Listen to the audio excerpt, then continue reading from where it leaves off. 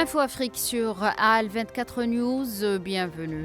La revue El Jaish a indiqué hier dans son numéro de juillet que l'Algérie nouvelle avance à pas sûr vers un avenir radieux au rythme d'acquis sans précédent qui augure d'un avenir prometteur nécessitant l'accompagnement de ses efforts par la synergie et la solidarité de tous les Algériens. Sous le titre Sur la voie de la fidélité, l'éditorial de la revue El Jaish souligne que l'Algérie célèbre ce mois-ci les festivités commémorative du 63e anniversaire de la restauration de l'indépendance et du recouvrement de la souveraineté nationale en hommage à l'une des étapes fondamentales de notre histoire séculaire.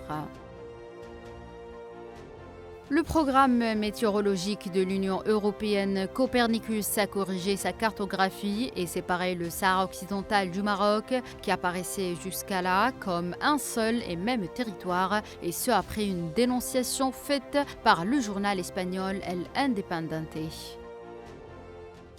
Le PDG du groupe Sonelgaz Morad Adjal a reçu hier à Alger l'ambassadeur de la République unie de Tanzanie en Algérie, Iman Saloum Djalikaï, accompagné d'une délégation de hauts responsables du secteur de l'énergie en Tanzanie, conduite par le président du conseil d'administration de l'agence pour l'énergie rurale, M. Jacob Gideon Kingu, en vue d'examiner les voies et moyens de relancer la coopération entre Sonelgaz et les opérateurs énergétiques en Tanzanie, selon un communiqué du groupe.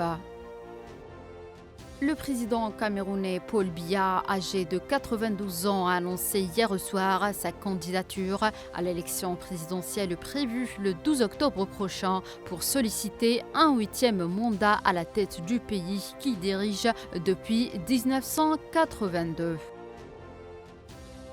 L'ex-président nigérian Muhammadu Buhari, qui avait quitté le pouvoir en 2023 après 2 mandats, est mort dimanche 13 juillet à Londres à 82 ans des suites d'une longue maladie, ont indiqué la présidence nigériane et son ancien porte-parole. C'est la fin de cette édition africaine. Merci de l'avoir suivi.